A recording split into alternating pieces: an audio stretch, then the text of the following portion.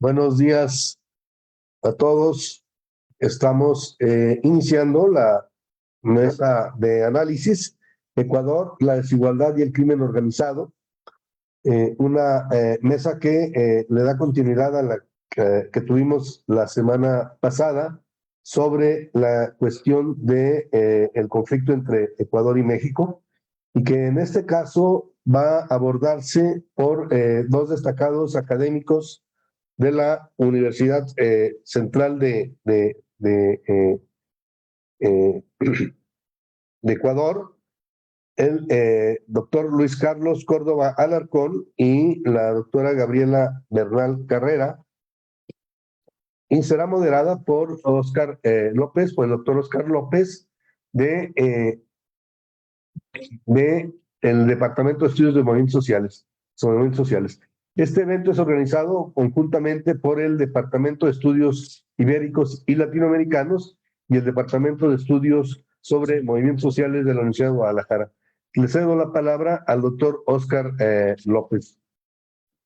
Pues bueno, muchas gracias, doctor Jaime Tamayo. Pues bien, como usted bien dice, es una mesa que da continuidad a estos trabajos que ya se han presentado con anterioridad, en la que justamente participaron ustedes la semana pasada, y es por demás interesante los dos investigadoras con los que vamos a tener esta dinámica el día de hoy. Bueno, pues me permito presentarlos. Participan el día de hoy la doctora Gabriela Bernal Carrera, licenciada en Psicopedagogía por la Universidad Politécnica Salesiana, maestra en Antropología Social por la Universidad Nacional Autónoma de México, candidata a doctora en la Universidad Católica de Lovaina, ha tenido cursos de posgrado en Cultura y Sociedad en los Andes, en Flaxo, Ecuador, en el Centro Bartolomé de las Casas de Perú.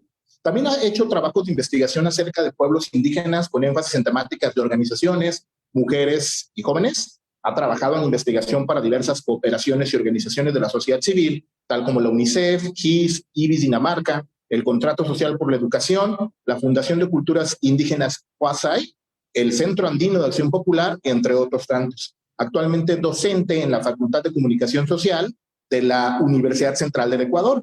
Y por el otro lado tenemos también al doctor Luis Córdoba Alarcón, doctor en Política Comparada por la Universidad de Salamanca, director del programa de investigación sobre orden, conflicto y violencia en la Universidad Central de Ecuador, y él participa e investiga temas sobre violencia política y criminal, relaciones cívico-militares y política exterior. Es profesor en la Facultad de Jurisprudencia, es autor de muchos capítulos, de muchos artículos, y encontré en el internet que es autor de un libro que lleva por título Dialéctica de la Soberanía, el poder simbólico del Estado moderno. Sin duda estamos ante dos investigadores que podrán nutrirnos sobre la situación sociopolítica del Ecuador. De este sentido, me gustaría preguntarles, la propuesta de la dinámica es que justamente cada uno de ustedes tenga media hora para la presentación de su ponencia, y después de la media hora yo avisaré 5 minutos antes de su tiempo para tener las dos ponencias en forma y a lo mejor hacer diálogo, ya sea que los jefes de departamento hagan algunas preguntas también. Yo he recopilado algunas preguntas que en internet me hicieron llegar algunos alumnos, algunos académicos. No sé si están de acuerdo con esta dinámica, tanto los jefes de departamento como los ponentes. Muy bien. Entonces, si no hay ningún problema, ¿qué les parece si comenzamos con la ponencia de la doctora Gabriela Bernal Carrera? Doctora, puede presentar su PowerPoint. Yo le avisaré 5 minutos antes de que termine su tiempo. Hola, muy buenas tardes. Muchas gracias por la invitación a ustedes en la Universidad de Guadalajara, especialmente a la doctora Celia Magaña. Habíamos conversado con ella sobre este tema de cómo entender lo que pasa en el Ecuador de hoy, más allá de los discursos que nos hablan únicamente de la violencia criminal, que es fuerte y que es el tema de mi compañera especialidad, la especialidad de mis compañeros. Yo he estado investigando desde algunos años los temas de jóvenes y violencia, especialmente en distintos niveles. Quiero compartir ahora con ustedes algunas ideas generales como para ir conversando y como para contextualizar lo que más adelante profundizará Luis. Creo que se ve la presentación, ¿no es cierto?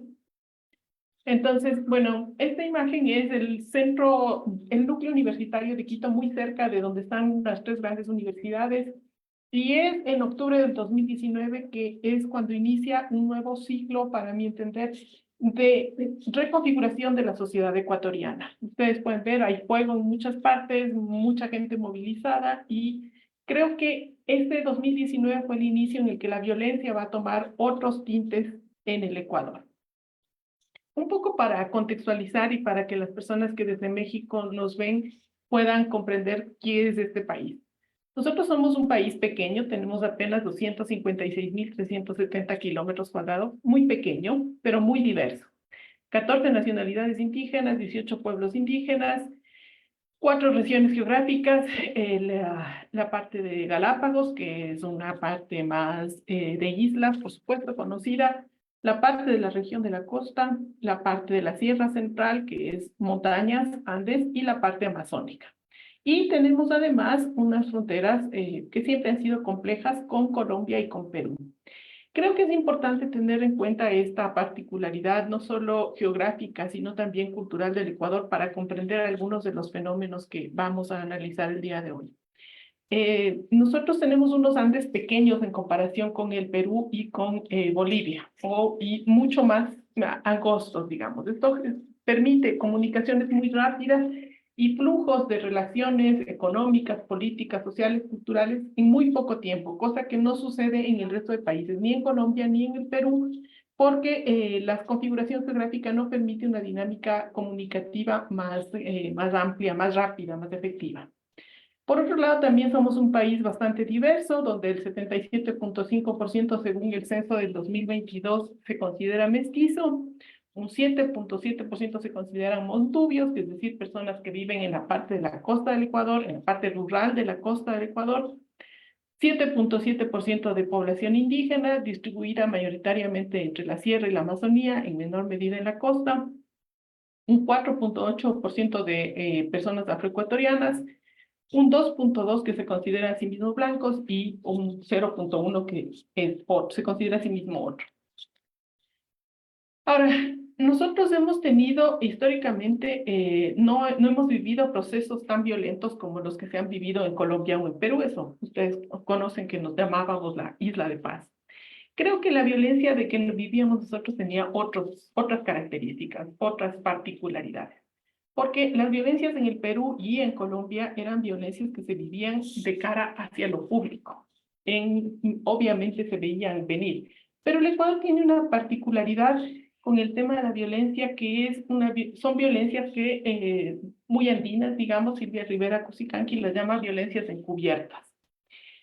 Y estas violencias encubiertas se distribuyen a lo largo del país, pero van a hacer, yo creo que eclosionar como de otra manera desde octubre de 2019 en el primer gran levantamiento con estas imágenes que dieron la vuelta al mundo, y en junio del 2022 que eran protestas protagonizadas por los movimientos indígenas.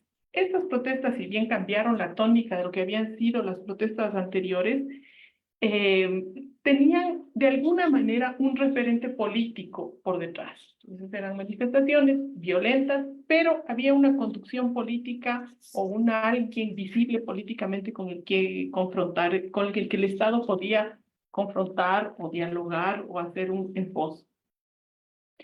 Un poco caracterizando las violencias, ¿cómo considero yo las violencias en el Ecuador? Creo que se manifiestan generalmente en el ámbito de lo doméstico y están muy vinculados al racismo que va a estructurar la sociedad. Creo que eso nos permite entender algunas cosas que se dan más bien a nivel, yo diría, cultural, a nivel de violencias. Porque históricamente el Estado republicano había hecho una delegación de la administración étnica hacia todos los que no se consideraban blancos ciudadanos de la sociedad, hacia el ámbito de lo privado, entregando a la iglesia o a los hacendados la administración de la población, que no se consideraba blanca, que no sabía leer y escribir, que no cumplía los cánones de la ciudadanía en general. Y en estos espacios domésticos, las normas con las que se codificaba la violencia son sutiles, ¿no? Son bastante encubiertas y están muy afincadas en el tema del racismo. Hay una suerte de control doméstico de los cuerpos, de sus formas, de sus expresiones, de cómo se viste, cómo se camina, qué se usa, qué se debe decir, ¿no? En función del color.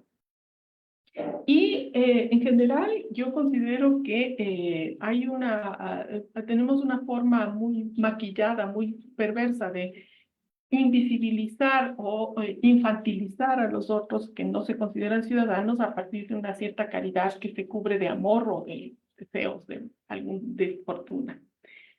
Pero el problema es que estos espacios domésticos resultan impermeables a los procesos políticos que se pueden desarrollar en la sociedad.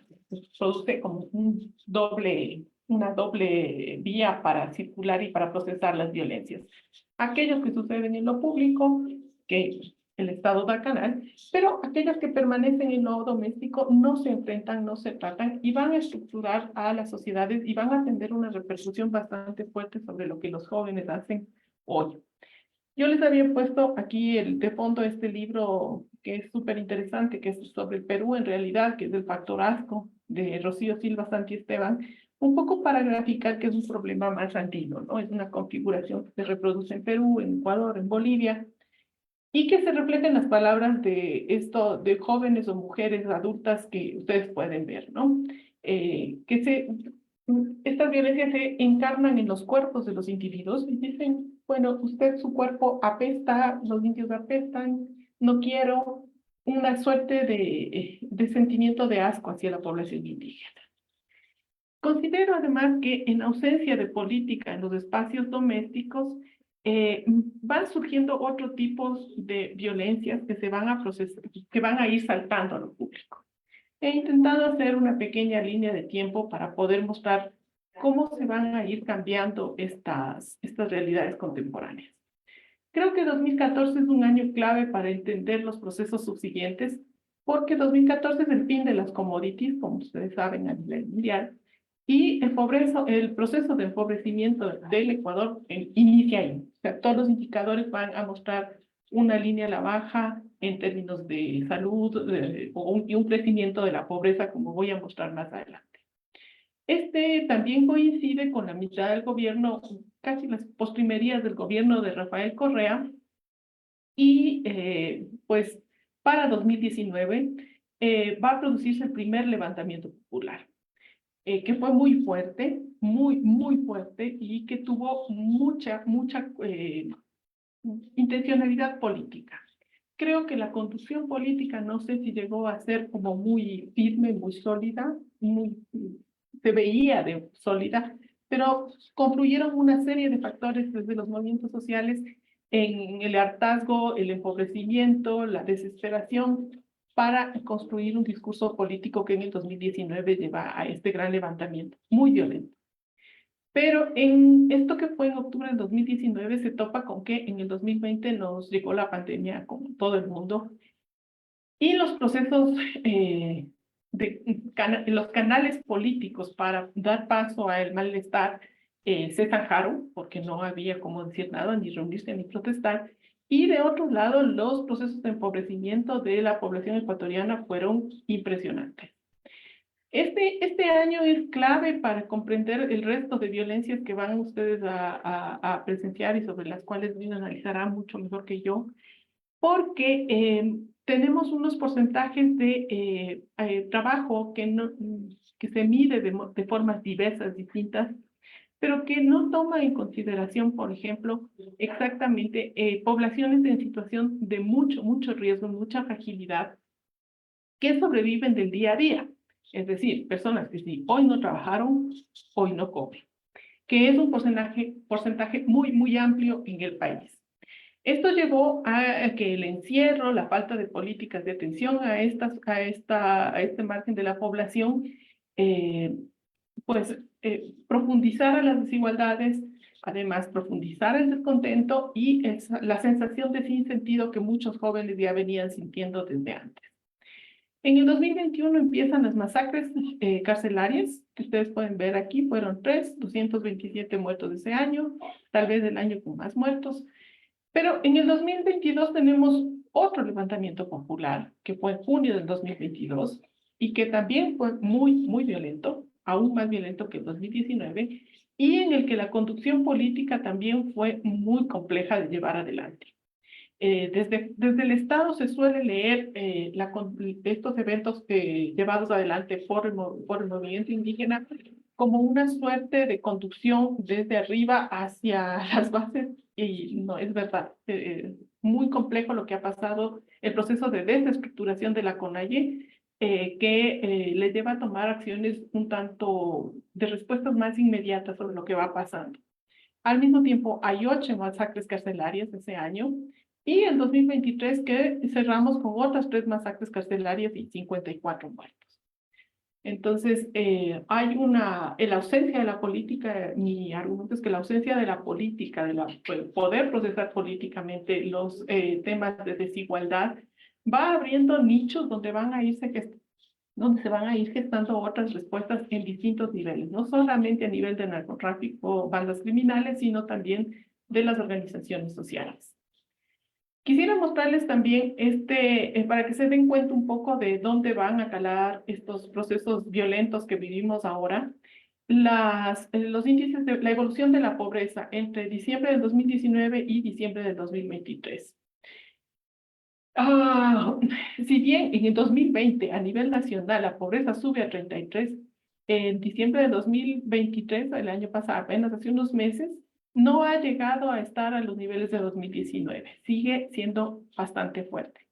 Y la pobreza extrema igual se mantiene con puntos porcentajes ahí, puntos porcentuales importantes en relación a 2019-2023.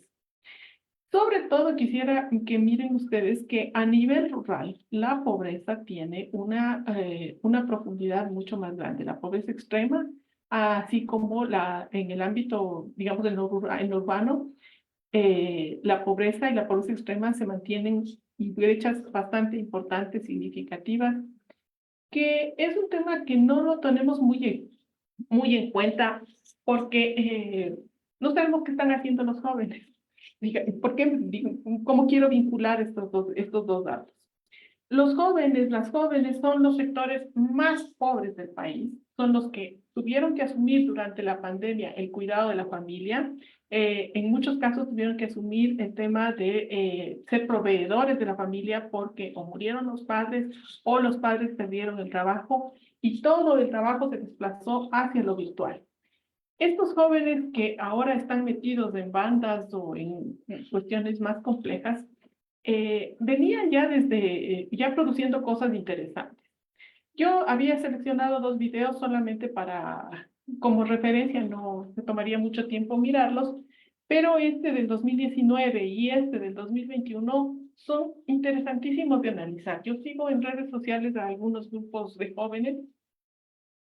El de 2019 es de un grupo de jóvenes indígenas que reclaman una visibilización y una incorporación de ellos en la sociedad y lo hacen a través de la música.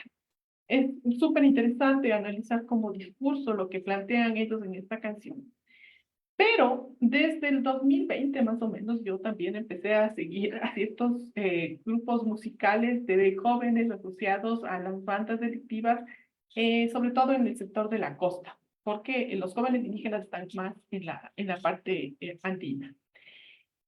El común denominador entre estos dos jóvenes y en variaciones de tiempos es un reclamo por una exclusión social en función del color, de las tareas y demás. Solo que mientras los indígenas apelan a la iglesia, a Dios, para reivindicar su identidad, pues los jóvenes de la costa apelan al acceso de las armas y del dinero como un mecanismo de acceso al poder, digamos, a los espacios que les son negados habitualmente por la sociedad. Estos jóvenes que son en realidad la población más frágil en este momento en la sociedad, que lo vemos en las universidades con muchos temas y son los jóvenes privilegiados, digamos, que están en las universidades. Los que están fuera no encuentran canales ni de acceso a trabajo, ni a canalizar sus demandas, ni nada por el estilo. Con lo cual se profundizan las brechas de pobreza que están presentes en el país. No sé cómo voy de tiempo, pero quería presentarles algunos datos para que ustedes se den cuenta de cómo ¿Cómo se llega al 2019 en temas de levantamiento? Entre el 2008 y el 2017, el ingreso al bachillerato completo de los indígenas se duplica. Ese es un dato súper importante, porque los discursos sociales mencionaban que la educación iba a permitir que los jóvenes tuvieran mejores condiciones de vida. Y los accesos son claros, los porcentajes son evidentes. Se duplica, más del doble de jóvenes que estaban en 2008 para el 2017 tienen secundaria completa. Perdón, secundaria completa. Por otro lado, los indígenas con educación superior también se duplican en ese mismo periodo y ahora mucho más, del 1.8% al 3.6% indígenas que culminan la universidad. Sin embargo, y aquí vienen los problemas complejos, el trabajo adecuado en el cual los jóvenes están no sufre cambios importantes. Del 18.1% se pasa al 19% en la población censal. Y un dato que resulta súper complejo, o sea, realmente revela el drama y que los testimonios que se pueden obtener en el trabajo más cualitativo hablan de esto, es que si la población indígena con estudios superiores crece, llega a un nivel más alto, eh, mm, no se correlaciona con el acceso al trabajo. Los jóvenes que más estudios tienen, si eres indígena y tienes más estudio, tienes menos posibilidad de encontrar trabajo, porque hay una cuestión de discriminación. En grupos focales, en entrevistas, realmente la desesperación de los jóvenes, es decir, me ven como indio, me ven más oscurito, o me ven con una ropa, y a pesar de que tenga acceso, tenga PhD o tenga maestría o haya culminado una licenciatura, no logro tener un trabajo pleno. Esto es un tema súper complejo, la relación entre acceso a la educación y empleo, pero por otro lado, también hay un tema fuerte con el tema de los niños indígenas, que es una de las dudas más grandes del país, porque uno de los datos terribles es que estamos casi al mismo nivel de Haití, porque el 42.3% de niños y niñas indígenas vive con desnutrición crónica y prácticamente duplica la cifra de lo que pasa a nivel nacional. Ese dato de la desnutrición crónica infantil en niños indígenas no ha variado en todos estos años. Y el otro tema, el otro tema que es súper complicado para pensar es que a nivel nacional, el 7% de los y las adolescentes de entre 2 y 17 años ha considerado suicidarse alguna vez, que nos hablan de una población súper descuidada, en situaciones muy complejas, pero el problema es que entre la población indígena esta cifra se duplica. 15% de los adolescentes de esta misma edad han considerado suicidarse. Y entre, por ejemplo, las comunidades Shuar, este es otro dato que es terriblemente grave en toda la Amazonía, no solo la Amazonía ecuatoriana, sino toda la cuenca amazónica, es que entre el 2009, ahí se me fue mal el 9, y el 2013, se produce un incremento del 680% de casos de VIH entre las poblaciones indígenas. ¿Por qué hablo tanto del tema de los jóvenes indígenas? Porque creo que están en las áreas rurales están en condiciones muy precarias y hacen parte de mafias que no alcanzamos a comprender. Vinculaciones que se producen entre lo local, lo nacional y lo global de una forma que no alcanzamos a entender porque miramos el mundo indígena desde el estereotipo de que un poco bucólico, ¿no? Un paisaje donde el indiecito está pasando ovejas y es bueno y toca música, una realidad que no existe ya en general. Porque las conexiones con la pandemia, además a nivel de lo local, lo global, lo nacional, son mucho más dinámicas, son mucho más rápidas y están pasando muchas cosas. Y si esto ocurre con los jóvenes indígenas, entre los jóvenes no indígenas el problema es aún mayor, aún más grave. Porque los jóvenes afrodescendientes, por ejemplo, sobre los cuales no he podido conseguir datos estadísticos, porque el censo último ha sido muy criticado justamente porque no llegaron a las zonas de riesgo como la provincia de Esmeraldas, Pero en Esmeralda tenemos una serie de problemas súper complejos, muy difíciles, que hemos estado mapeando con algunas organizaciones que trabajan con niños, jóvenes y adolescentes de esa zona, en general de la región costa.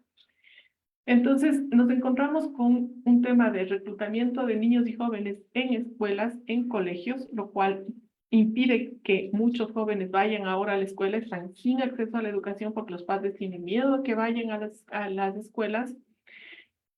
Temas de esclavitud sexual para las chicas, bueno, las escuelas de sicarios, una serie de condiciones de una violencia muy, muy grande que además se refuerza con la invisibilización porque no existen datos oficiales y las personas que trabajan ahí tienen miedo de hablar y pues se lo hacen en espacios más restringidos. No hay una mirada realmente real de lo que está pasando. Al mismo tiempo, lo que vemos es que parte de la sociedad hay una sanción constante al hecho de ser joven y de un color de que va de lo más, mientras más oscuro, más compleja la relación de la sociedad frente a los jóvenes, con lo cual nos convertimos en un nicho de aún más violencias, no solo las de las bandas criminales, sino de del resto de la sociedad que vive ahí, que es presente en esto. Creo que, no sé si estoy en el tiempo, había preparado los 25 minutos y ¿Le me quedan parece que todavía 5 algunas citas minutos? generales como para poder seguir conversando luego. Perdón que le interrumpa, que la haya interrumpido. Le quedan todavía 5 minutos. No sé si quiere hacer un comentario final referente a esa parte o si quiere abordar algún tema con mayor plenitud. Tiene 5 minutos. Sí, me gustaría solamente decir que en realidad hay un tema también muy fuerte con el tema de violencias de género asociados a los orígenes, digamos, de estas violencias, ¿no? En Esmeraldas, por ejemplo, nos comentaban algunas personas que trabajan en la zona que el 70% de jóvenes que están vinculados a algún tipo de organización delictiva son hijos de madres asesinadas, ¿no? Por femicidios, eh, que crecen sin padres, sin madres, sin absolutamente nadie. Entonces, hay también un tema de violencias de género que están en la base de estos otros tipos de configuraciones que no se tocan y que se miran solamente desde la inmediatez y desde el hecho complejo de sancionar la violencia, ¿no? Pues somos un país desigual, machista y racista que necesita de alguna manera mirarse desde otra perspectiva, porque de lo contrario terminamos criminalizando constantemente a los jóvenes por el hecho de ser jóvenes de colores distintos a los aceptados socialmente. Pues bueno, doctora, agradecemos mucho su ponencia. Hay un par de preguntas por ahí que luego haría justamente relacionadas más bien con la Confederación de Nacionalidades Indígenas del Ecuador y su participación en estas movilizaciones, pero me esperaré para la segunda parte, para la segunda dinámica, donde podemos tener a lo mejor un diálogo más amplio fuera de su presentación. Pues bueno, proseguimos con la siguiente ponencia. Doctor, no sé si está preparado para ya puede proyectar. Pues, doctor Luis, la misma dinámica tendría media hora. Yo le avisaría 5 minutos antes del cierre de su tiempo para que pueda ir cerrando o abordando un tema que usted cree que le haya faltado. Adelante. Bien, muchas gracias. En primer lugar, agradezco muchísimo la invitación que han hecho desde la Universidad de Guadalajara y los departamentos aquí inmiscuidos en la organización de este evento. Para mí es sin duda un honor y un privilegio poderme dirigir a esta audiencia. Bien, voy a arrancar y voy a aprovechar lo mejor posible. Yo creo que hay muchas cosas que decir sobre lo que pasa en el Ecuador. Evidentemente es un problema muy complejo y muy amplio, pero me he propuesto, digamos, sintetizar en uno de los abordajes que vengo trabajando, que tiene que ver con esta pregunta: ¿por qué estalló la violencia criminal en el Ecuador? Y para ese efecto, entonces, yo quiero partir de esa complejidad del fenómeno.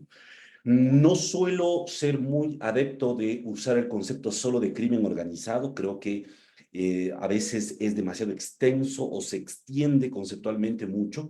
Sin embargo, lo que quiero representar con este gráfico es que cuando hablamos de crimen organizado tendríamos que al menos dar cuenta de relaciones del capitalismo y los mercados ilícitos, a nivel histórico inclusive, los nexos entre el crimen y el Estado, la demanda de criminalidad, es decir, el fenómeno sociológico, en donde ya Gabriela ha aportado algunas evidencias. Y a partir de estas tres dimensiones, pues hay una serie de disciplinas o campos disciplinarios que pueden darnos algunas herramientas y luces.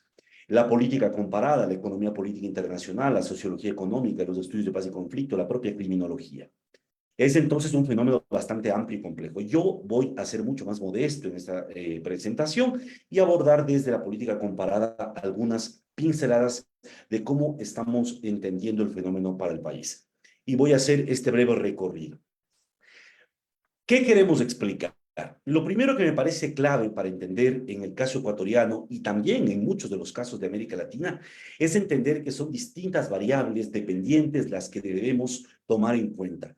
Yo aquí parto de dos al menos. Por un lado, la violencia criminal, es decir, homicidios, extorsión, secuestro, otras manifestaciones que incluso desbordan. Y en la violencia criminal, generalmente el indicador aproximado es el de la tasa de homicidios. Por eso es que uno de los factores es la frecuencia y la visibilización. ¿Cuánto aumenta o baja la tasa de homicidios y qué tan visibles son estos actos de violencia? Como por ejemplo las masacres carcelarias en el caso del Ecuador, absolutamente visibles. Otra variable, en cambio, son las economías ilícitas, porque ahí nosotros encontramos dos relaciones, ¿no es cierto? La presencia o ausencia de economías ilícitas, narcotráfico, minería, contrabando, trata de personas, etcétera, y su expansión o contracción. ¿Qué quiero decir hasta aquí? Que son dos variables que no tienen una relación directa, que puede existir economías ilícitas sin necesidad de alta frecuencia y visibilización de violencia criminal. En este caso, abordo ya con elementos del caso ecuatoriano. Si ustedes observan, en la frecuencia de 1980 al 2009 hay una tendencia ascendente. Este es el gráfico de 1980 hasta el 2024. Hay una tendencia ascendente hasta el 2009. No deja nunca, con salvo unas dos excepciones de subir. Del 2009 al 2016, ya gobierno de Rafael Correa, hay una tendencia descendente. Y después del 2019 al 2024 hay un estallido de la violencia criminal. Un estallido que, como ustedes ven, sin precedentes e inédito en el país. Entonces, aquí hay una primera cosa que entender. ¿Qué ocurrió en este periodo del 2018-2017 que produjo el estallido de esta violencia criminal? Eso es lo que yo intento entonces abordar. En cuanto a la visibilización, habría que decir que efectivamente han habido 13 masacres carcelarias con más de 500 muertos, la primera en febrero del 2021, la última en julio del 2023. Y actos de terror, evidentemente, tal vez el más significativo, porque por lo inédito que fue, es un coche bomba que hizo estallar en un cuartel policial en San Lorenzo en enero del 2018, dejando 23 heridos. El secuestro y posterior asesinato del grupo periodístico del diario El Comercio en marzo de 2018 y después de una pareja de ecuatorianos en abril, con 5 muertos como resultado. Coches incendiados, que son prácticas que se ven muy comúnmente en México, pero también acá, y que desde marzo del 2022 comienzan a presentarse como casos recurrentes, pero sin víctimas. Explosión de Cristo del Consuelo. Probablemente una cuadra completa estalló explosivos en una vivienda y es probablemente la explosión urbana de mayor alcance que hemos tenido registro. Esto se dio en agosto del 2022. 5 muertos, 17 heridos, casi 20 casas destruidas o afectadas al menos. Y el último evento que ustedes habrán visto con estupor, el asalto a TC Televisión en enero del 2024, sin víctimas, que es el que gatilla la declaración de conflicto armado interno. Entonces, esta es un poco, digamos, la visibilización de la violencia en términos gruesos. Pero cuando hablamos de economías ilícitas, y aquí quiero tomar en cuenta muchísimo esto, cuando hablamos de economías ilícitas, evidentemente salta a la luz de la retina el narcotráfico como la economía ilícita. Pero aquí he traído 3 recortes de la revista Vistazo, una de las revistas más antiguas, digamos, y que tiene todavía circulación permanente, Y del año 88, fíjense en cómo titulaba, Narcoguerrilla Millonaria, Medellín, Guayaquil. Y es todo un reportaje donde ya se hablaba en el año 88 del nexo de cocaína y del tráfico de cocaína entre Medellín y Guayaquil y la violencia que estaba relacionada. 6 de abril del 89, la justicia narcotizada. Hoy en el Ecuador se habla de que hay jueces que trabajan para el narco, para el crimen organizado. Bueno, esto no es nuevo. Como estamos viendo, en el 89 se hablaba perfectamente de esto y aquí se hace un reportaje de cómo se le liberó a un narcotraficante precisamente por haber comprado jueces. Y este último, del 18 de mayo del 89, la industria de la coca. Y aquí habla de cómo en el Ecuador, en aquel entonces se habrían ya identificado al menos 20 laboratorios de producción de cocaína en 4 provincias del Ecuador. ¿Con esto qué quiero decir? Que las economías ilícitas en el Ecuador han existido desde mucho tiempo atrás y superan mucho más o van mucho más allá del estallido de la violencia criminal. Desde el 88-89 se vuelve noticioso el narcotráfico. El tráfico de armas, a partir del 2001 al menos, se identifica claramente una red de tráfico de armas hacia grupos armados en Colombia, donde están involucrados ciudadanos rusos y policías. En el 2002 hay una explosión en el mayor polvorín, la mayor explosión de un polvorín militar en la ciudad de Riobamba, que nunca se estableció causalidad, pero que sin duda se asevera estuvo vinculado para encubrir tráfico de municiones, armas y explosivos que se estaban desarrollando. Y en el 2018 se da la operación Camaleón, de la cual hablaré más adelante también, en donde se allanan oficinas de la Comandancia del Ejército en Quito y se descubre una red de tráfico de armas del Ejército ecuatoriano al frente de Oliver Sinisterra en la frontera norte con Colombia.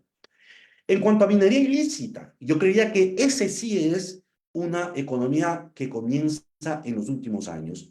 En el 2009, en el gobierno de Rafael Correa, se desarrolla precisamente la ley de minería, se reforma en el 2013.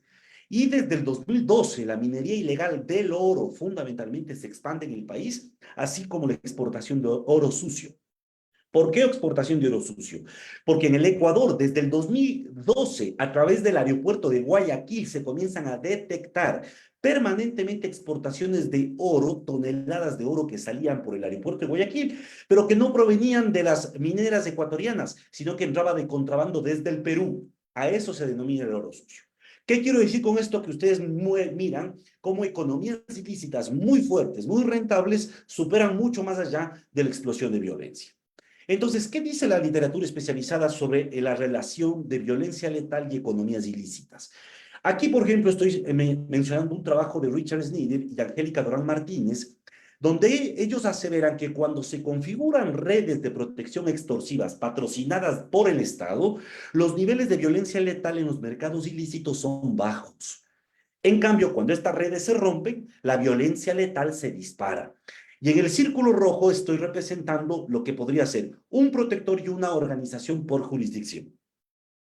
Las redes de protección extorsiva patrocinadas por el Estado son instituciones informales a través de las cuales los funcionarios públicos se abstienen de hacer cumplir la ley o de forma alternativa la hacen cumplir selectivamente contra los rivales de una organización criminal a cambio de una parte de los beneficios generados por la organización. Entonces, creo yo que en el periodo en el que se consolida una paz mafiosa en el país, se logra precisamente tener esto, por parte del gobierno o por parte del Estado, no solo a nivel nacional, sino fundamentalmente en Guayaquil, donde el Partido Social Cristiano, con Jaime Nebot, gobernaron la ciudad durante 20 años consecutivos, desde el 2000 hasta el 2019, 20 años consecutivos. Sobre el nexo crimen-Estado, Guillermo Trejo y Sandra Ley, en un trabajo muy reciente que ha aplicado justo al análisis del caso mexicano, introducen este concepto de zona gris de criminalidad. Ellos dicen que el crimen organizado necesita alguna forma de protección estatal para existir. Algunos agentes estatales actúan como agentes de cumplimiento de la ley y luchan contra el crimen organizado, otros coluden. Y los líderes autoritarios confían en los especialistas estatales en violencia para garantizar la supervivencia del régimen. Esta zona gris de criminalidades en donde polulan es un ecosistema en el que criminales y agentes estatales coexisten informalmente y en donde el crimen organizado vive, crece y se reproduce. Y la tercera es Trejo y Ley también sobre el estallido de la violencia criminal. ¿Qué señalan ellos teóricamente y lo prueban empíricamente en el caso mexicano? Que cuando el crimen organizado y la zona gris de criminalidad a menudo surgen en regímenes autoritarios, donde los autócratas permiten que los especialistas estatales en violencia se beneficien del hampa criminal como una forma de mantenerlos fieles al régimen. Las redes de represión estatal, corrupción y criminalidad surgen y se refuerzan entre sí bajo auspicio autoritario. Cuando las élites posautoritarias no logran promulgar reformas importantes en el sector de la seguridad o no adoptan sólidos procesos de justicia transicional para desmantelar las redes de represión estatal, corrupción y criminalidad, las transiciones de gobierno autoritario a la democracia generan una gran inestabilidad en la zona gris de criminalidad, lo que da lugar a incentivar la violencia, que es buena parte del marco analítico con el que yo abordo lo que pasa en el país. Pero este último aporte es de Fieldman y Juan Pablo Luna, donde ellos hablan de esta economía política del desarrollo y la política criminal. Y aquí es interesante porque ellos dicen, en gran parte de América Latina, y ellos analizan casos en donde no hay violencia criminal, pero sí crimen organizado, como Chile, Uruguay, Paraguay y me parece que algún otro escenario, Argentina, si no me equivoco. Ellos dicen, nosotros tenemos que entender que en América Latina el crecimiento económico no necesariamente se debe al fortalecimiento de las capacidades económicas formales, sino podría también deberse a la política criminal, en donde confluyen tres actores: las instituciones estatales, agentes del Estado, políticos y obviamente actores del crimen organizado, que creo que ayuda mucho también a dar luces al caso ecuatoriano. ¿Por qué entonces estalla la violencia criminal en el Ecuador? Yo creo que aquí hay que hacer una periodización inicial en donde nosotros encontramos antecedentes críticos desde el año 2000 al 2007.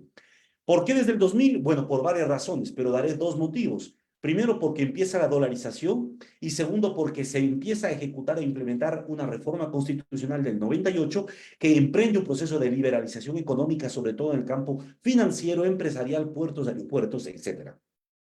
Segundo periodo, la formación de esta zona gris de criminalidad, del 2009 al 2007, administración de Rafael Correa.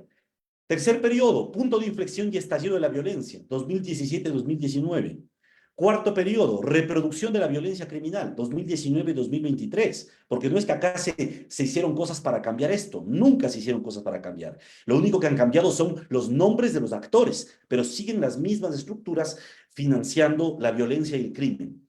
Y un quinto periodo que me parece genera esta declaratoria de conflicto armado interno y la militarización total del país a partir del 2024. No voy a referirme a todos, voy a hacer un punteo rapidísimo sobre el punto de quiebre, que es el que me interesa.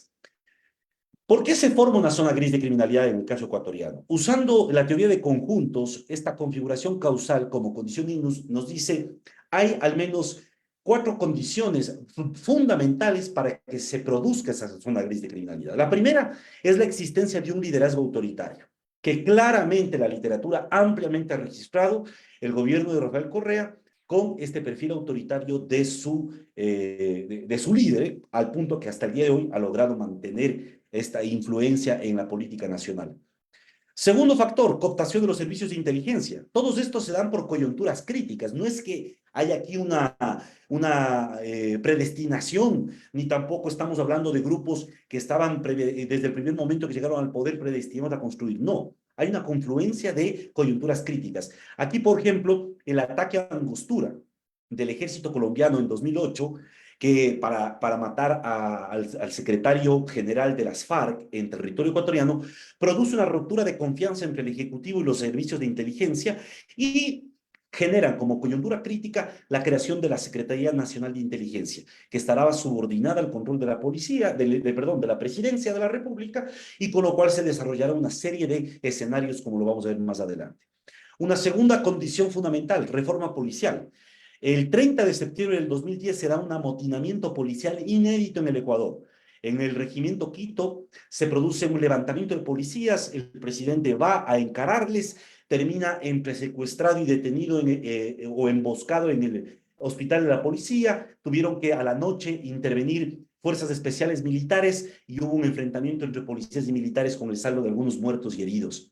Esto produce que le rompan la autonomía institucional a la policía, crean el Ministerio del Interior y subordinan totalmente la policía al Ministerio del Interior. Y una tercera coyuntura crítica que se da con una reforma judicial en una crisis de inseguridad en el 2010 que catapulta una consulta popular en el 2011, más o menos como la consulta que estamos ahora por enfrentar. Para enfrentar la seguridad, el propio presidente Correa en aquel entonces dijo, voy a meter las manos en la justicia porque necesitamos reformar la justicia. Y esto le permitió tener control del aparato judicial y obviamente tener un control de todas las instituciones de seguridad, policía, servicios de inteligencia y aparato judicial. El resultado es esta zona gris. ¿Qué evidencia empírica tenemos de que existió esta zona gris de criminalidad? Bueno, aquí he traído 10 casos, no voy a mencionar los 10 porque me tomaría mucho más tiempo, pero voy a señalar el primero, que es la red de sobornos a través de la Contraloría General del Estado. De hecho, estos mismos días, Carlos Polit Fajoni, que fue Contralor General del Estado en el periodo 2010, desde el 2007, aquí me he equivocado yo, desde el 2007, puesto por la propia Asamblea Constituyente hasta el 2017, durante 10 años, fue Contralor del Estado. Ahorita está siendo juzgado penalmente en Nueva York, en Estados Unidos, y lo que hasta ahorita se conoce simplemente ratifican que hubo una red muy solvente de sobornos manejada desde el poder político, porque evidentemente Carlos Polit Fajoni no solo que fue puesto y designado y sugerido por el gobierno de Rafael Correa, sino además fue después apoyado y respaldado con un concurso en el que sacó 100 sobre 100. Y aquí tenemos el caso de la valija diplomática, el montaje incriminatorio del opositor Galo Lara en el 2012, el intento de secuestro del opositor Balda en agosto de 2012, censura del libro del narcotraficante Oscar Caranqui, posterior asesinato de Oscar Caranqui en enero de 2013 y julio de 2013, asesinato del subteniente de policía César Coronel. Cada uno de estos casos tiene una historia enorme para entender esta zona gris de criminalidad. Quiero yo solo centrarme en el último que menciono aquí. Alias Gerald, el Pablo Escobar ecuatoriano, se consolida como el principal exportador de cocaína en el 2013 al 2017. Resulta que en el 2016, la propia DEA, la agencia americana para lucha antinarcóticos, le condecora al gobierno ecuatoriano a 2016 por su éxito en la lucha antinarcóticos. Pero 10 meses después en Colombia le detienen a alias Gerald y se conoce su historia. Y resulta entonces que mientras el periodo bajó la tasa de homicidios, parecería que aquí estábamos realmente en una condición muy avanzada de control al crimen organizado, resulta que ha existido un narcotraficante que, vinculado a la estructura de los choneros, logró controlar las rutas Pacífico a través incluso de las Galápagos y exportó cerca de 270 toneladas de cocaína solo a Norteamérica. Este es un caso fundamental porque no podía haber ocurrido esto, no podía haberse convertido en el gran capo de la exportación de cocaína si es que no había una complicidad interna. Bien, paso un poquito para ir avanzando. ¿Por qué estalla la violencia criminal? En este modelo teórico lo que estoy planteando como proposición es lo siguiente, que entre mayo del 2017 y mayo del 2019, en mayo asume el gobierno Lenín Moreno y Jorge Glass. El liderazgo autoritario pierde poder político en el Ecuador y también en Guayaquil. Jaime Nebot Saadi deja la alcaldía de Guayaquil precisamente en mayo del 2019. Los grupos de crimen organizado pierden protección estatal y la violencia criminal se desata. Entonces aquí habría que ver esta red extorsiva con apoyo estatal creada en la zona gris de criminalidad, el liderazgo autoritario que pierde poder político, los grupos de crimen organizado que pierden protección estatal y por lo tanto la violencia se desata. ¿Qué evidencia empírica tenemos sobre esto? Aquí hay una secuencia causal importante. El liderazgo autoritario pierde poder político. Primerito, Carlos Polit Fajoni, el Contralor del Estado, es destituido en mayo del 2017. Al perder el control de la Contraloría, al perder el peso en la Contraloría, hay una pelea feroz con el subcontralor del Estado, Pablo Celi, que hoy está preso en el Ecuador también por corrupción. Y entonces aquí pierden el control sobre una de las líneas centrales para poder encubrir lo que era el soborno o lo que era una economía ilícita a través de la apropiación de recursos públicos. Ronnie Vallejo, secretario de la SENAIN, de la Secretaría Nacional de Inteligencia, sale de la SENAIN en febrero del 2018. Y cuando van a ver los equipos, resulta que varios de los equipos de espionaje inclusive habían sido usurpados de la propia Senaín. Jorge Glass, vicepresidente, en diciembre del 2012 empieza su procesamiento penal y es encarcelado. José Serrano, ex ministro del Interior, 10 años ministro del Interior, 7 años ministro del Interior y para aquel entonces asambleísta nacional, sale tras un escándalo precisamente con Carlos Polit desde Miami y sale destituido de la Asamblea Nacional en marzo del 2018. Y el propio fiscal general, Carlos Vaca Mancheno, sale destituido en abril del 2018. Y finalmente Jaime Nebot, alcalde de Guayaquil, deja la alcaldía en mayo del 2019. El mecanismo causal, los grupos de crimen organizado pierden protección estatal. Fíjense entonces cómo los tiempos van siendo muy apuntados, ¿no es cierto? El primer coche bomba en el cuartel policial de San Lorenzo, del que les hablé, en enero del 2018. O sea, en diciembre del 2017, Jorge Glass ya va a la cárcel. Para aquel entonces habían perdido algunos controles y se produce este bombazo. Después, escolta presidencial es detenido por narcotráfico. En abril del 2018, el escolta presidencial del presidente de la República, que aquel entonces era Lenín Moreno, es detectado y es detenido porque descubren que había sido parte de una estructura de narcotráfico que les pasaba información. Esa escolta presidencial estuvo perteneciendo al Servicio de Seguridad Presidencial, al menos desde el 2016. Por lo tanto, no es que empezó a trabajar para el narco un mes antes o 2 meses antes o desde el 2017. Secuestro al equipo del comercio Mataje en marzo de 2018, el decomiso de 1 tonelada de droga en la base aérea de Manta. Esto es increíble. En septiembre de 2018, en la principal base militar del Ecuador, en el principal hangar, encuentran un vehículo con 1 tonelada de cocaína. Nunca nadie cayó, más que 2 oficiales de tropa, 2 miembros de tropa, pero nunca se descubrió quiénes fueron los que habían articulado. Después, cuando le hacen el juicio al Chapo Guzmán en Estados Unidos, se entiende y se descubre quién era el dueño de esa cocaína, que pertenecía al cartel de Sinaloa. Operación Camaleón, allanan las oficinas de la Comandancia del Ejército y descubren el tráfico de armas. Entonces aquí se entiende por qué hubo el coche bomba. ¿Quién fue el que puso este coche bomba? Fue el Frente Oliver Sinisterra, dirigido por alias Guacho. Ellos ponen el coche bomba, secuestran al grupo de Diario El Comercio, que eran mensajes que le estaban mandando al Estado para que cumplan sus compromisos de tráfico de armas y de protección en la frontera norte. Como no cumplen esos compromisos, entonces, y además incluso se allanan las oficinas de la comandancia y se rompen estos nexos, se producen todos estos acontecimientos. Que terminan con la propia muerte de alias Guacho en diciembre del 2018 y la detención de los 5 que se conoció como los mexicanos. 5 miembros vinculados al cartel de Sinaloa que son detenidos en una avioneta que no logra despegar en abril de 2019. Cierro. La violencia criminal se vuelve frecuente y visible. Fíjense en las fechas. Les decía yo que en mayo del 2019 el alcalde de Guayaquil, que estuvo gobernando la ciudad durante 20 años, que controlaba los puertos, que controlaba los aeropuertos, que controlaba el tránsito de la ciudad, deja el poder en mayo del 2019.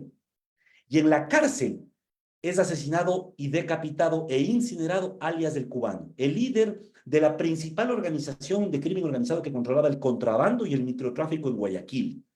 La pregunta es, ¿quiénes le matan a él? Los choneros.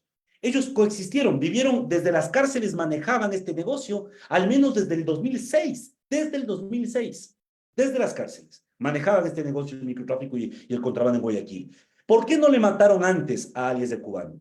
La única hipótesis que hasta el momento tenemos nosotros es porque perdió la protección política. El momento que pierde protección política desde la alcaldía, alias del Cubano es objetivo y puede ser asesinado sin retaliación.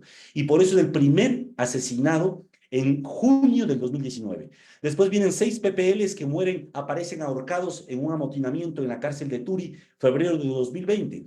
Asesinan a puñaladas a alias del Capi, un sargento del ejército que se convirtió en el punto central del cartel de Sinaloa en el Ecuador. Lo asesinan dentro de la cárcel en diciembre del 2019 y en su celular, el momento que acceden a su celular, encuentran las primeras fotografías donde Rafael Correa aparece fotografiado con algunos de los narcos involucrados y de los narcos vinculados incluso al cartel de Sinaloa. Dos PPLs mueren ahorcados en la cárcel de Cotopaxi en junio de 2020. Hay un enfrentamiento entre los lagartos y los choneros en la penitenciaría de 11 muertos en agosto del 2020. Asesinan a los mexicanos, a los que les habían detenido poco tiempo atrás, les asesinan en la cárcel de Cotopaxi a todos, no dejan uno solo vivo. Y finalmente el asesinato de Rasquiña, el famoso líder de los choneros, en diciembre del 2020. ¿Qué va a ocurrir después? Que para febrero del 2021 se da la primera masacre carcelaria y comenzamos a contabilizar las 13 masacres carcelarias. ¿Cómo se reproduce la violencia criminal en el Ecuador? Sí, voy cerrando ya. Sí, disculpe, doctor, tendría a lo mejor un par de minutos para ir cerrando su exposición, que es sumamente, a lo mejor el tiempo es insuficiente para que nos presente todo esto, pero Sí, 3 termino minutos ahorita más, ya. ¿le parece bien? Perfecto, muy bien. Cierro mencionando nada más esto. ¿Cómo se reproduce la violencia criminal desde el 2019 hasta la fecha? Aquí hay factores externos, exógenos, ¿no? La intervención por invitación de Estados Unidos es un factor central. Cambios en la geopolítica de las drogas, obviamente cambia el fentanilo, la cocaína, los mercados de consumo.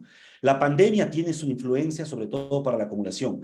Y por otro lado, factores endógenos. Hay una militarización de la seguridad. Y como lo han visto en México, mientras más se militariza la seguridad, más se militarizan también las estructuras criminales.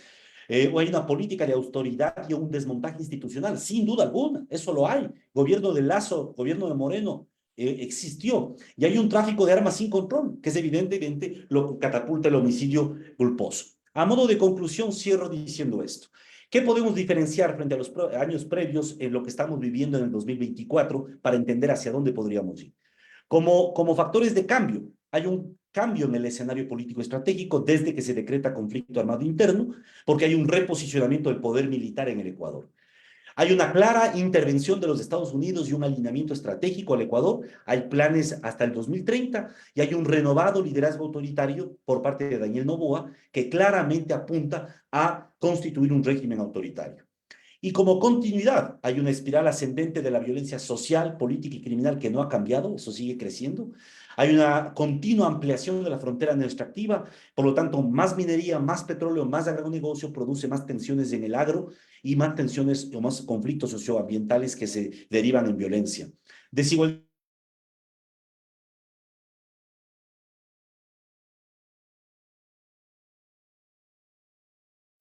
Creo que se trabó el audio del doctor.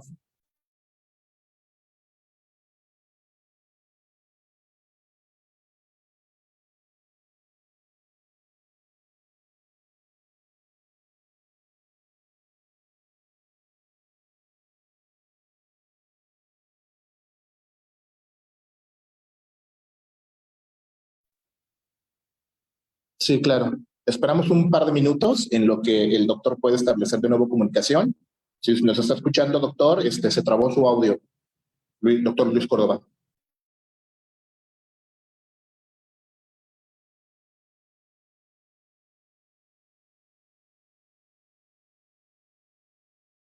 Me dice Gabriela que se fue la luz. Ahorita parece que ya van a volver. Muy bien, pues esperamos un par de minutos. No sé qué opinen los jefes del departamento.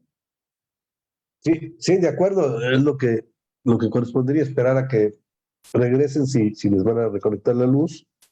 Si nos informan que no pueden reconectarse, pues entonces abriríamos ya comentarios. Sí, muy bien. Vale. Pues Bien. bueno, pedimos una disculpa a la audiencia que nos está escuchando en vivo. No contábamos también con ese tipo de situaciones. Vamos a esperar un par de minutos para que se reconecten los doctores y podamos terminar este diálogo y esta mesa de análisis con ellos.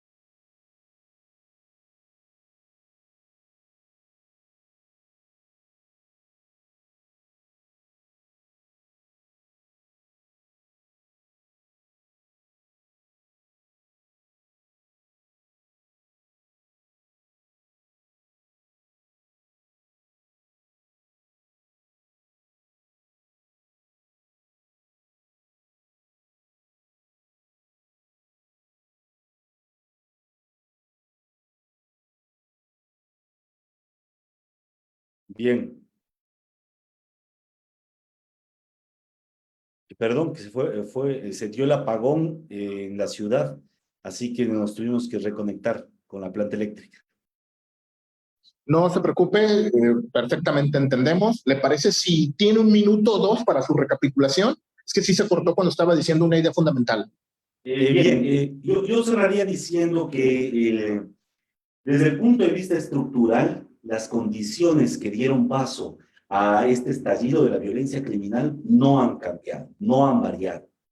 Y al contrario, el gobierno de Daniel Noboa, con los actos y las decisiones que ha tomado, entre ellas el propio asalto a la embajada mexicana, entre otras más, adopta una clara deriva autoritaria, lo que nos anticipa un escenario enormemente complejo en los próximos meses. Con eso creería que podríamos cerrar. Muchas gracias.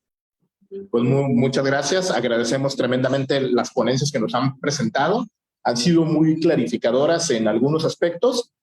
Acá he recopilado un par de preguntas que en redes sociales las han puesto, ya sea en la página de Oficial Coach y en las páginas personales. Y aquí, por ejemplo, la primera pregunta que me gustaría hacerles a las dos ponentes es justamente ¿cuál ha sido el papel de la CONACYT en estas manifestaciones y movilizaciones que se han surgido, ¿no? Sobre todo con la doctora que trata temas de mujeres indígenas. En este sentido, ¿cuál ha sido el papel de la Confederación, ¿no? En este aspecto. Esa sería la primera. No sé si quieren contestarla y luego hago la segunda. Sí, bueno, la CONAIE fue protagonista de las dos movilizaciones políticas grandes, que fueron la del 2019 y la de la 2022.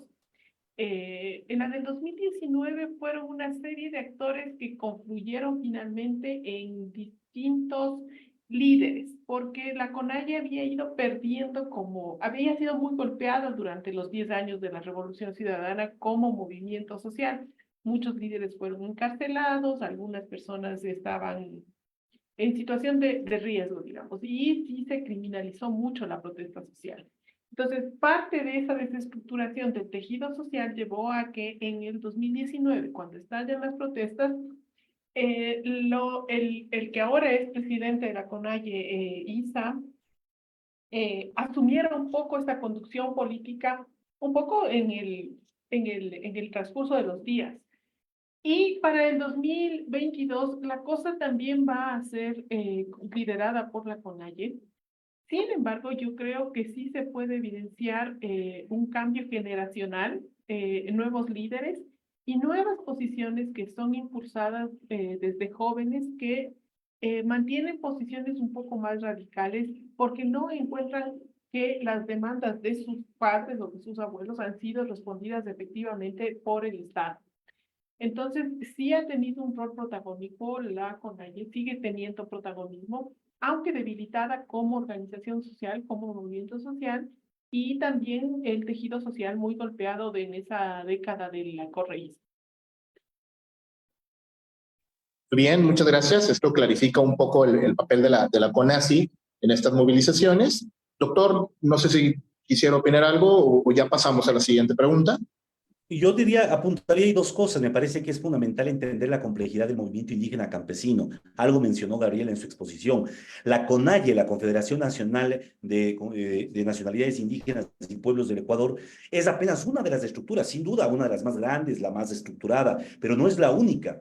Y la forma en cómo el movimiento indígena se articula a nivel territorial tiene una gran capacidad de arraigo que hace tan difícil para los gobiernos, desde esta mirada blanco-mestiza, interpretar y construir puentes de interlocución, porque piensan que solo es el problema de discutir con el presidente de la CONAIE o neutralizarle. De hecho, al propio Leonidas Issa le apresaron en medio de las movilizaciones pensando que con eso iban a paralizar las protestas. Y lo que hicieron es más bien insuflar más ánimos en la protesta. Entonces yo creería que ahí hay un problema serio. Pero también hay que apuntar otro detalle, y es el tema de las juventudes, ¿no? Las bases sociales, la juventud, también de estos sectores, están legitimando rápidamente lógicas vinculadas a economías ilícitas. Y eso es peligroso, no solo para la estructura del movimiento, sino para la propia capacidad de responder con acción colectiva ante los desafíos de la política nacional. Bueno, muy bien, excelente el comentario. No sé si antes de la siguiente pregunta, alguno de los jefes del departamento tiene alguna pregunta que para abrir el diálogo, si no procedería a la segunda pregunta.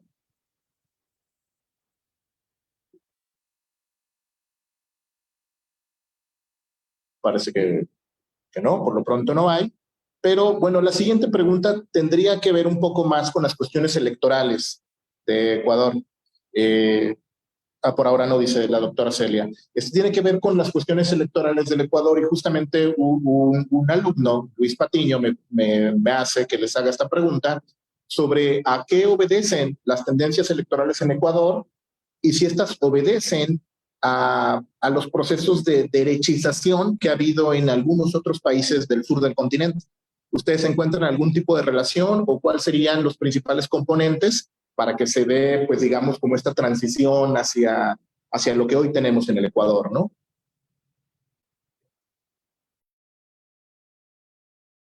Ya, claro, yo creo que hay varias cosas que decir. La primera es, evidentemente, desde la salida del poder de Rafael Correa y por la enorme influencia que logró en el campo político del país y obviamente por los legados que dejó de su propia administración, se produjo un clivaje de correísmo-anticorreísmo que ha sido muy bien capitalizado por los sectores de la derecha política, ¿no? Yo creo que ahí es donde se ha capitalizado. Porque valiéndose de este enorme boquete de vínculos con economías ilícitas a través de sobornos, vínculos con elementos de crimen organizado, etcétera, se comenzó a cabalgar la idea de que evidentemente el correísmo, como lo denominan acá, estaría vinculado directamente, sería la única fuerza política vinculada con economías ilícitas. Y todas las demás serían santos sepulcros y sepulcros blanqueados que no hacen nada malo a la sociedad. Y eso con el pasar de los años, gobierno de Lazo fundamentalmente, se demostró absolutamente falaz. De hecho, el jefe antinarcóticos del gobierno de Guillermo Lazo y ministro de gobierno de Guillermo Lazo a cargo de todo el sistema carcelario, hoy ha sido implicado por trabajar para una de las principales organizaciones de narcotráfico del Ecuador, los Lobos. Era un general de la policía que estando en servicio activo llegó a ser jefe antinarcóticos, con la veña de la embajada de los Estados Unidos. Y ahí el factor Estados Unidos es clave, porque desde Estados Unidos es donde se ha manejado esta agenda anticrimen, anticorrupción, y donde se ha logrado vincular y solapar la relación correísmo-crimen, correísmo-corrupción, cuando es evidente que estas economías están en todas las estructuras políticas porque no hay control al financiamiento electoral. Y la otra cosa que sí diría es que la expresión de Daniel Noboa, la emergencia tal vez improbable de Daniel Noboa luego del asesinato a Fernando Villavicencio y el que produjo ese asesinato, la emergencia de Daniel Noboa y su perfilamiento político, yo creería sí puede fácilmente ser anclado, inscrito en esta ola de derechización o de las nuevas derechas, inclusive con algunos elementos de derechas extremas o radicales, donde vemos presencia de grupos pentecostales en algunos miembros de su gabinete, una adherencia a propios sectores cercanos al Opus Dei, pero también una visión absolutamente precaria sobre la democracia, es decir, un desconocimiento de que la democracia y las reglas democráticas pueden ser un mecanismo para enfrentar los problemas. Y por eso no ha sido difícil relacionar el modelo Bukele con el modelo de Noboa en el Ecuador. Bien, perfecto, ¿no? O sea, todo se va esbozando una cuestión que tiene que ver con factores internacionales, ¿no? Me pareció que este paralelismo que usted ofrece sobre este tipo de situaciones también son sumamente interesantes. Doctora Erika, ¿quisiera hacer algún comentario sobre la pregunta que le realicé? Sí, justamente retomando la última parte que mencionaba Luis, el tema de la derechización de las juventudes en América del Sur, podría decir en México, no sé cómo está, pero en América del Sur sí se nota una derechización creciente de los jóvenes, que yo creo que debe ser considerada también en función de los contextos en los que se mueven los jóvenes, ¿no? Hay una incertidumbre social muy fuerte, una incapacidad de obtener respuestas de nadie, y recuerden, la pandemia nadie nos daba, no teníamos salud, educación, trabajo, absolutamente nada, que ha sido canalizada desde estas iglesias pentecostales que empiezan a generar discursos de derecha en los cuales Dios se convierte en la respuesta. Y muchos jóvenes están encontrando respuesta ahí porque no hay nadie más que les dé respuestas.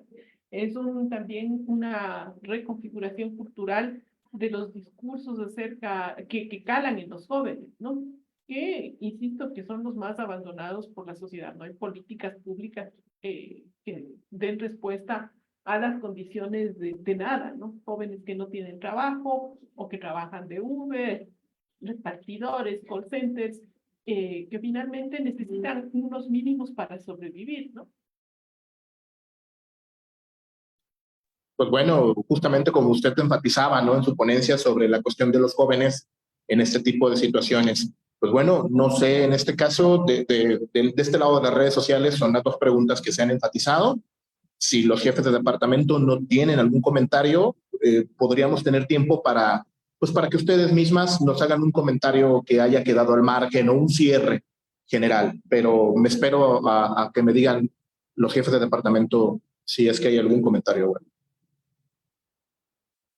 Bueno, yo primero que nada agradecer mucho sabemos que luego no decimos la importancia de la logística, pero tendríamos que decir que para que esta reunión haya podido llevarse a cabo, los compañeros en Ecuador han hecho un gran esfuerzo para garantizar la conexión, la estabilidad, estar en un lugar donde puedan conectarse, y en ese sentido, tanto desde el DEILA como desde el DEDMOS, les agradecemos infinitamente su disposición, su tiempo y su generosidad y compromiso para llevar a cabo este evento.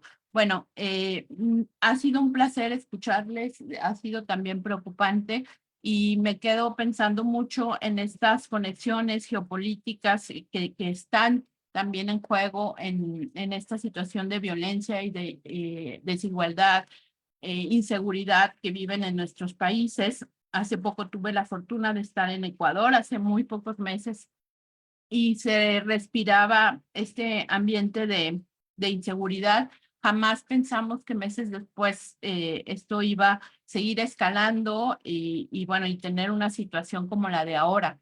Yo quisiera aprovechar para que los tenemos aquí y que están enfrentando esta situación, preguntarles cómo ven la situación para el Ecuador de cara a esta consulta que van a tener el domingo, a esta situación política que existe también en este conflicto con México, el posicionamiento.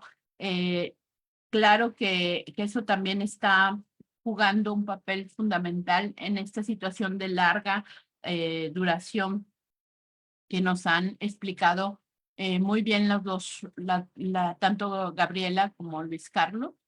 Y me gustaría escucharlos aprovechando que están allá y que están pues enfrentando estas condiciones que están siendo complicadas. Y bueno, desde acá ratificarles nuestra solidaridad, evidentemente, y que vamos a estar al pendiente.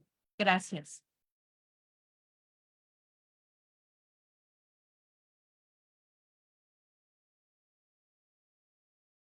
Sí, Oscar.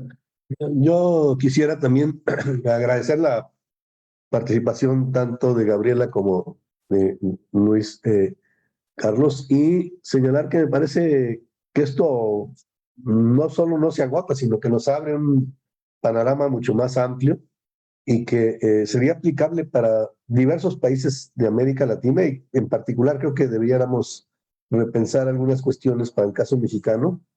Me parece muy importante este sustrato que aporta Gabriela de una estructura racista que marca o aporta elementos para explicar y para conocer la violencia más, digamos, más profunda, más incluso cultural, que está presente y que se da de una manera ya mucho más vista, mucho más obvia, a través de estas situaciones que son abordadas por Luis Carlos, del crimen organizado y de otras expresiones del crimen, pero que representan, digamos, no solamente las relaciones que se dan a nivel estructural, sino las que se dan en las bases mismas de la sociedad.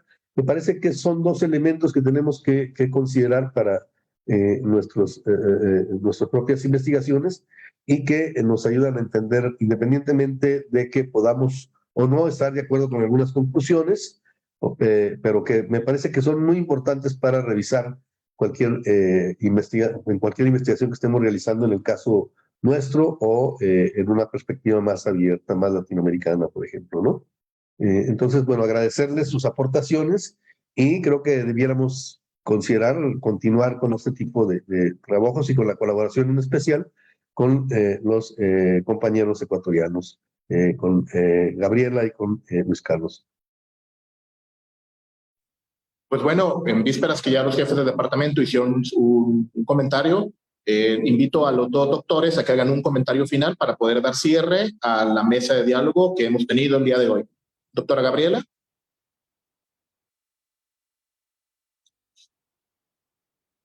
Bueno, me tomo el fin de la palabra. Bueno, yo creo que el Ecuador es en el momento actual un laboratorio, yo creo, de lo que va a venir para América Latina a continuación, ¿no? Son múltiples violencias, no son solo unas violencias, son una suerte de fuerzas de violencias de distinto tipo, de distinto cariz, que terminan convirtiendo a la sociedad en una olla de presión nuevamente. Y lo más preocupante para mí es sin la posibilidad de respuestas políticas a este tipo de violencia. Creo que, como ha señalado Luis, la polarización del país en términos de correístas o correístas impide configurar propuestas que vayan más allá. Y además estamos sintiendo los frutos de haber golpeado el tejido social de forma sistemática durante años. Se nos dijo feministas infantiles, indigenistas infantiles, ecologistas infantiles, todos éramos infantiles en términos organizativos durante 10 años. Y ahora no hay posibilidad de resistir de forma organizada las nuevas dinámicas que se dan a nivel micro, tanto en lo urbano como en lo rural. Y una cosa que a mí me preocupa particularmente del país es que el Ecuador, al ser un país muy pequeño, tiene la posibilidad de mover estas violencias entre lo urbano y lo rural de forma más rápida y más brutal de alguna manera, ¿no?